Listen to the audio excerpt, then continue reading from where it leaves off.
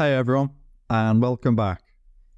In this lecture, we're going to pick up from where we left off last time. In the last lecture, we just finished cleaning our dataset. So in this one, we're going to move on to analyzing and visualizing our data. To do this, we'll be primarily using pivot tables and pivot charts, and then we'll bring the results of our analysis together into a nice dashboard, which will be a really good overview containing the answers to the key questions that we mentioned before. We'll also include some slices and filters too, so that our dashboard is interactive. Let's go ahead and move back on over into our Excel workbook from before. Okay, so here we are now inside of our same workbook that we were working on in the last lecture. The first thing that we're going to have to do is create our pivot table, which hopefully you can remember how to do from our section on pivot tables. I'll start by formatting our data as a table, which we can do by either clicking on the Format as Table button on our home ribbon, or alternatively with the Ctrl+T shortcut. Our table does have headers, so I'll leave this option checked and then I'll hit on OK. With this done, let's just go over to our Insert tab and we'll click to insert a pivot table. We'll sort out our pivot charts later, and then we'll use our table that we just made as the data, and then we'll put it into a new worksheet. Nice one. So we've now got our pivot table, which is using all of our cleaned data. And this will make it super easy for us to start making our different analyses, as well as creating all of our visualizations too. The first thing that we'll look at is our employee attrition. So basically, how many of our employees are no longer with the company, and we'll also explore some of the factors that could be causing this. For this example, we'll need our attrition column, which I'll drag down into our rows, which will then create separate rows for each of the different levels or categories in that column, which were no and yes. We looked at how to do this in our section on pivot tables, so again, hopefully this should be quite a familiar process for you. And then for the actual values, we'll just have the count of employee numbers, which is a unique ID or number for each employee. Okay, so looking at this, we can see that the company has had a total of 1,470 different employees, and of those, 237 are no longer with the company, which leaves us with a grand total of 1,233 active employees. But let's break this down a little further though, and explore one of the possible reasons that could be affecting the attrition. There's quite a lot of different columns in here that could affect the attrition, such as the job or environment satisfaction, for example. But we'll start by looking at the marital status. So I'll drag this down into our columns area. Looking at this, we can easily see that people who are single actually had the highest overall levels of attrition, with 120 of our total 237 coming from this group. And then divorced people have the lowest level of attrition, but divorced is actually our smallest group anyway. Okay, so let's now go ahead and create our first visualization for this pivot table. We'll click into any cell inside of our pivot table, and then I'll go up to the Insert tab, and from in here, we'll just select to create a pivot chart in just the same way that we looked at before in our lecture on pivot charts. For the type, I'll just have this be a clustered column, as I think it'll be a really nice and easy way to visualize this particular data. So this chart already looks okay as it is, but if we wanted to, we could apply some additional formatting or styling to this chart, but I'll just leave it as it is by default. One thing I will change though is actually add in a chart element, which will be the chart title. And I'll just call it attrition by marital status, just so that on our dashboard we can easily see what this chart is showing. So we have our pivot table here, and then the visualization of this pivot table off to the right. Now that we've created a pivot table and chart to look at attrition, let's move on to looking at some of our other variables, such as the monthly salaries and monthly revenues of our employees. Currently though, if we were to change this pivot table, then our pivot chart would also update too, which is not what we want. We'd like this chart to stay as it is so that we can put it onto our dashboard later on. What we could do is copy this chart and paste it as a picture, and that way it'll stay fixed as it is and won't change. But the issue with this though is that we won't be able to apply any filters or slices to it on our dashboard, as it will be fixed as a picture. So instead, what we'll do is actually just create an entirely new pivot table. So I'll go and create a new pivot table, and then I'll put it down here in this cell. And again, it'll use our same table of data from before. So we'll go back into our working data tab, and then I'll use Ctrl+A to select everything, which will select table 1. And this time, the location is set to use the cell that we selected within an existing worksheet. Perfect. And then what we'll do is, when we've made all of our charts, we'll copy them all over into a new worksheet, which will be for our dashboard. So now we're going to focus on looking at some of the different factors that affect the monthly salaries of our employees, as well as the monthly revenue that they bring in too. We'll start out here by looking at how the monthly revenue is affected by the education level of our employees, to see if the more educated employees are actually bringing in any more money than our less educated employees. I'll drag the education variable down into our rows, and then for the values, I'll have this be our employee revenue, which I'll set to be the average instead of the sum. And currently, all of our rows are in the wrong order, but one of the advantages of pivot tables is that we can just simply drag and drop the rows to change the order as we need. And interestingly here, we can see that our employees who only have a high school level of education tend to actually bring in more revenue. Let's explore this a little further and then pass in our average salary for our employees too, just to have a look at how much more expensive our educated workers are than our less educated workers. Wow, okay. So not only are our more educated workers bringing in less money, but they also look to cost around 3k a month more in staff wages too. So this is definitely something that we should be raising and reporting on to our stakeholders. In a real life project, we may do some more investigation on this, such as seeing if when we replace the numbers, we actually got the 1 to 5 values the wrong way around, or for instance, it may be that there's a few very low performing workers in our higher educated groups that are dragging the average values down, or conversely, it may be that there's a couple of very high performing workers or outlier values in our high school category that are inflating the average value.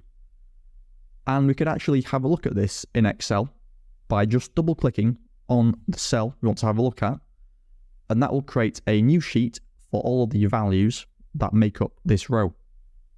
If I sort by our revenue in descending order, there doesn't actually look to be any outliers. So this is definitely something that we should report on to the management team. Okay, and let's now delete this sheet, and then we'll go back to our pivot table and create a chart for this.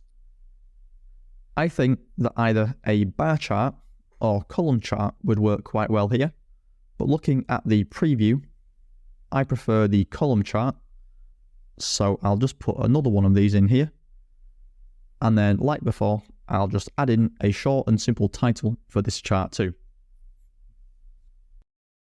We'll now go through and make a few more pivot tables here. It might be that we don't include all of them into our final dashboard, but it will still be helpful to have them just in case we need them. For this one, we'll have a look at the job roles with a view as to finding out which of them are the most profitable, as well as if any job role actually costs more in terms of salaries than they bring in revenue. Let's drag the job role down into our rows area again, and then we'll have the same two employee salaries and revenues in our values, for which we'll want the average for both. And then this time for our chart, I think a line chart would actually work really well here, as basically what we've got is an orange line for our average employee revenue, and then a blue line for the average salary. If our blue salary line ever reaches above our orange revenue line, then we know that we're making a loss on that job type, and anything below the orange line is a profit.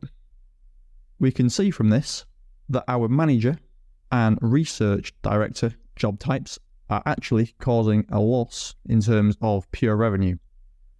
Of course, due to the more managerial nature of their roles, this could be expected. However, it is something that we could raise to stakeholders, as well as providing them with, say, the top 10 lowest return on investment managers, so that trading plans can be put in place to improve their performance. And this is a really helpful chart, so we'll definitely be using this as part of our dashboard. And before moving on, I'll just give it a title too, which it can be very easy to forget to add these in. Okay, and I think by now you'll be getting the point and hang of this. We basically just go through and create a pivot table, drag in the appropriate columns to our pivot table fields, and then we go through and create a visualization for it. We'll go through one or two other examples together for the charts that we'll need for our dashboard, and then after that, please feel free to go through and make any other charts that you'd like. Whatever you do here will be great practice, and it'll really help to get you thinking along the lines of analysing data and what metrics we could look at. As a few examples here, we've got how employee performance changes by the percentage salary hike, or what is the most effective motivator for improving employee performance, whether that's money, job satisfaction, environment satisfaction, or work-life balance. How many of these staff have a related field of education to their current job role? And these are all just questions we can answer without using any of the data that we had from our raw data sheet. So there's so many things that we could look at here, so please feel free to go through and get creative and make some charts of your own.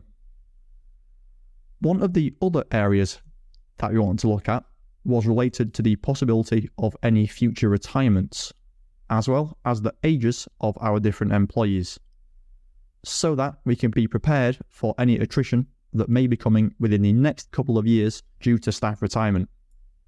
I'll just go ahead and create another pivot chart, and then this time we'll drag our age down into our rows, and then the values we'll just have as the count of the employee number.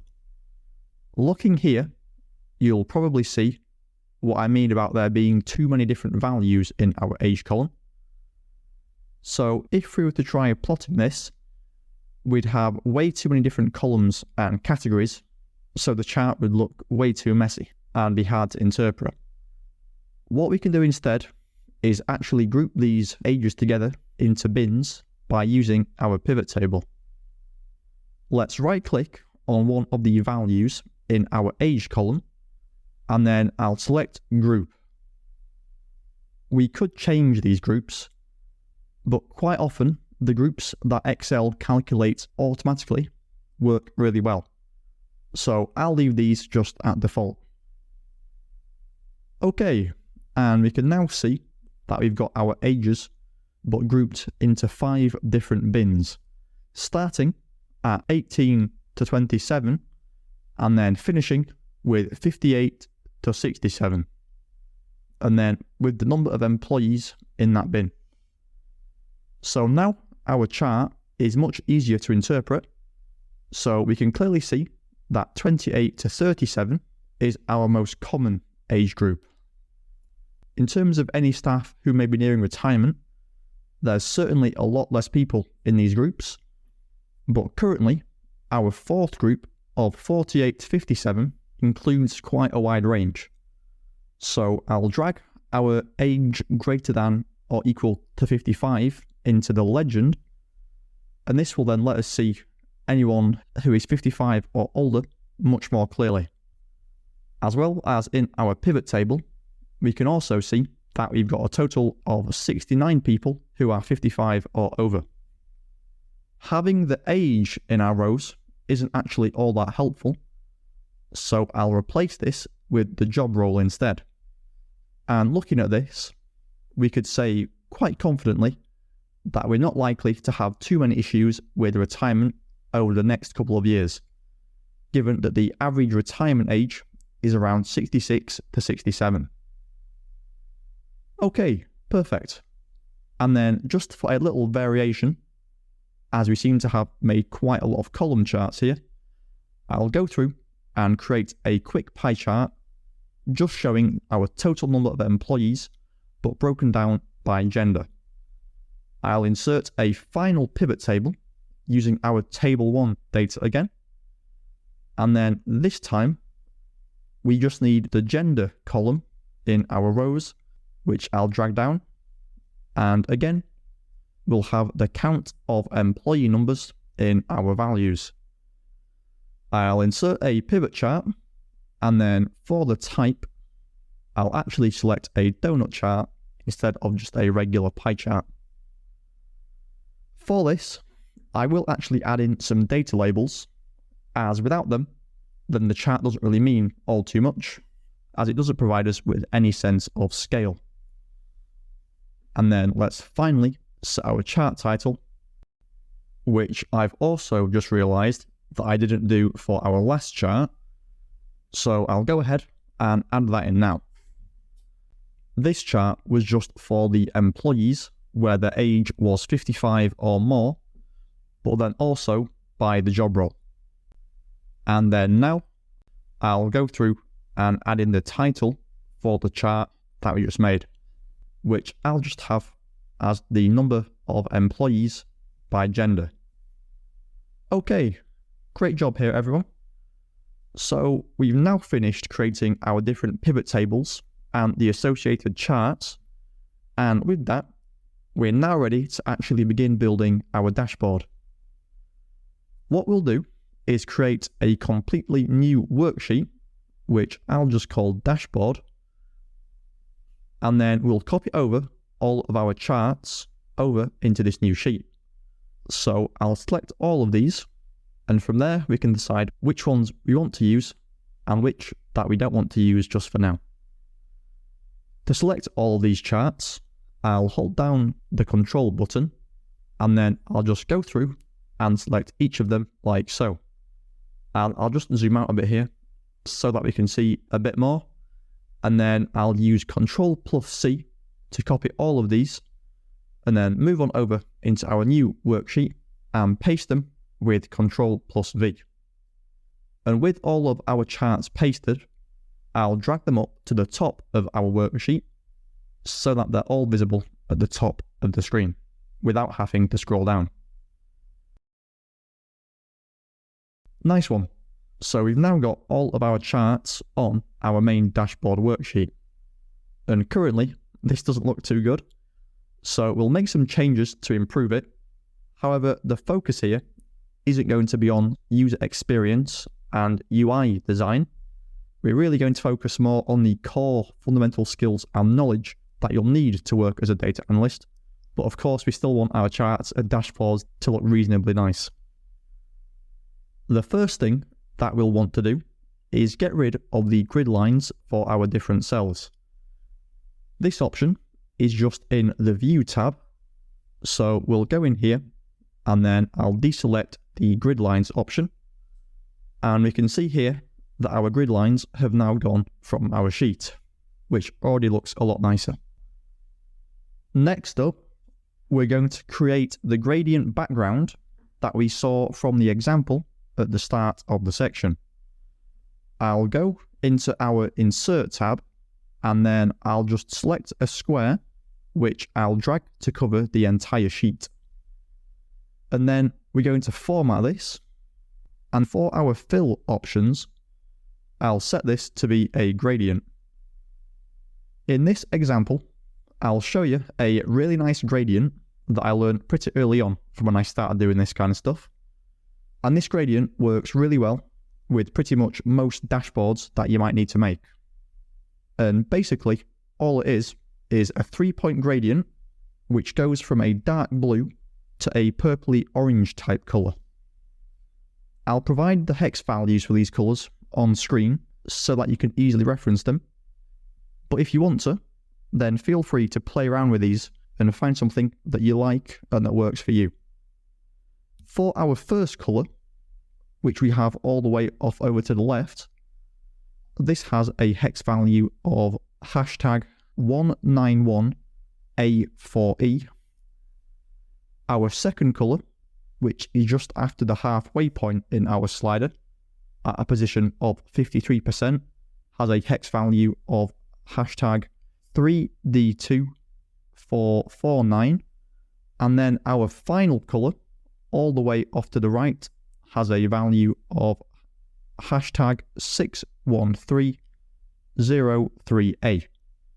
And then we'll set the angle of this to be 45 degrees. And this is starting to look very nice already. And then I'll now just quickly resize and change the position of this so that it fully covers our worksheet. And then I'll right click on this and select Send to Back so that all of our charts are visible. And then the next step of this will be to just move and resize our different charts until we get a layout that works and that we're happy with. Because some of these charts, of course, need to be bigger than others. So I'll just fast forward while I go through and reposition these.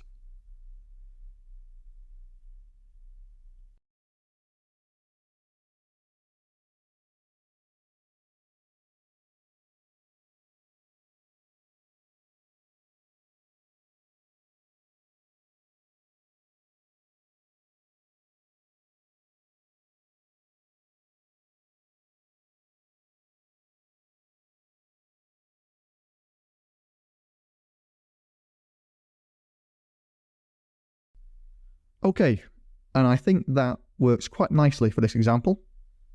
The next thing that we'll do is add in a dashboard title, which we'll need to do with a text box as we're working on a shape instead of on the cells, because these are currently behind this square.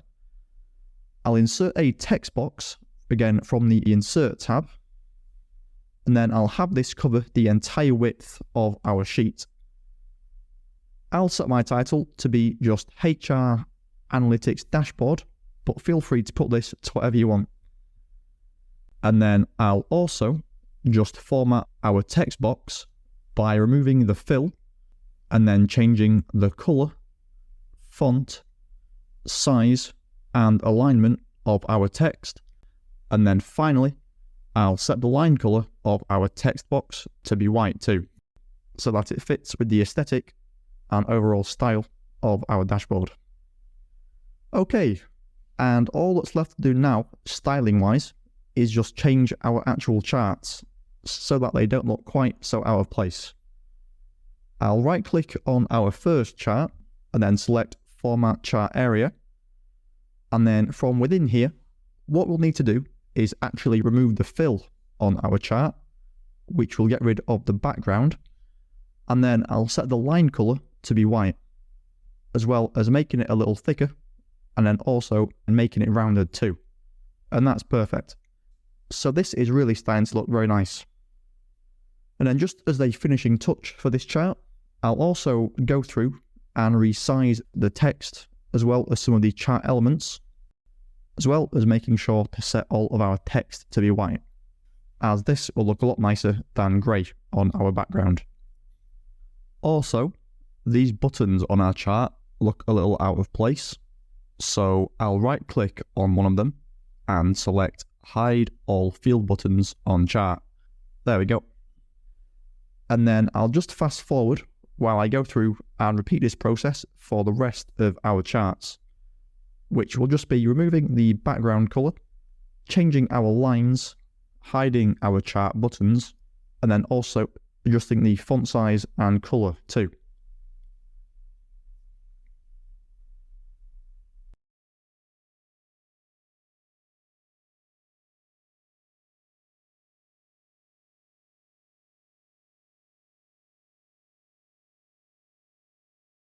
And this is looking really nice now.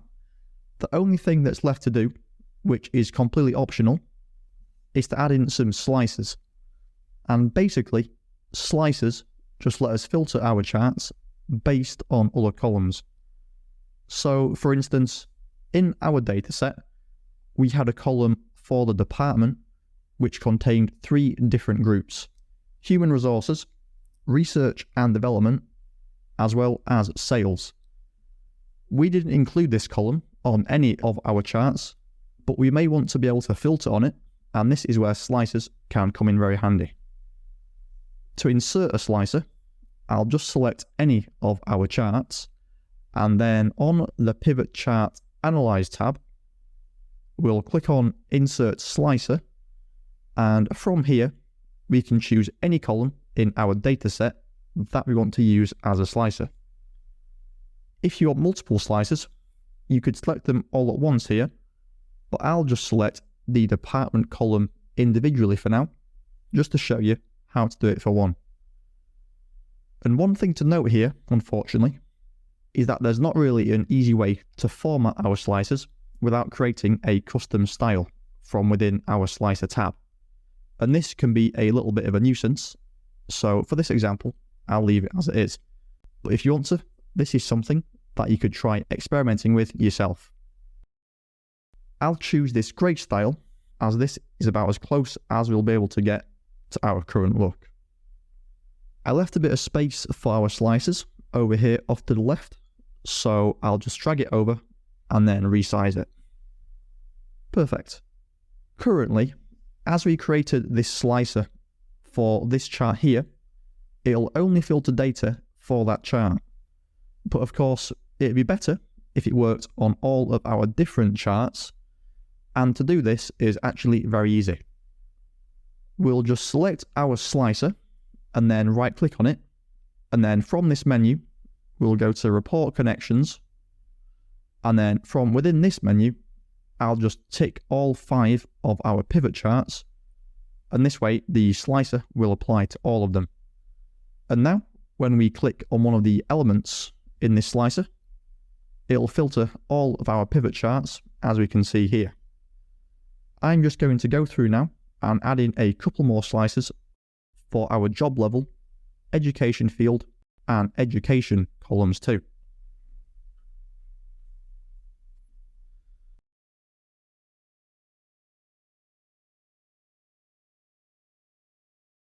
Okay, and with that, our dashboard is now done.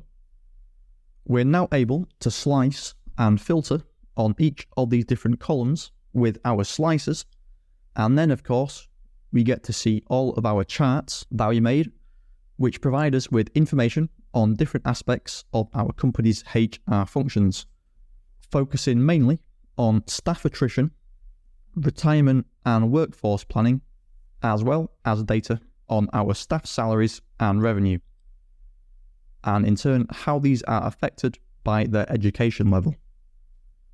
The final thing that we can do to this before sending it off to any stakeholders is to go through and hide each of these 3 sheets here, so that when they open the file they only get to see the actual dashboard. And an absolutely great job here so far. You're doing really well. And with this, that's our sections on Excel all finished. So I really hope that you've enjoyed these sections and that you've learned a lot from them.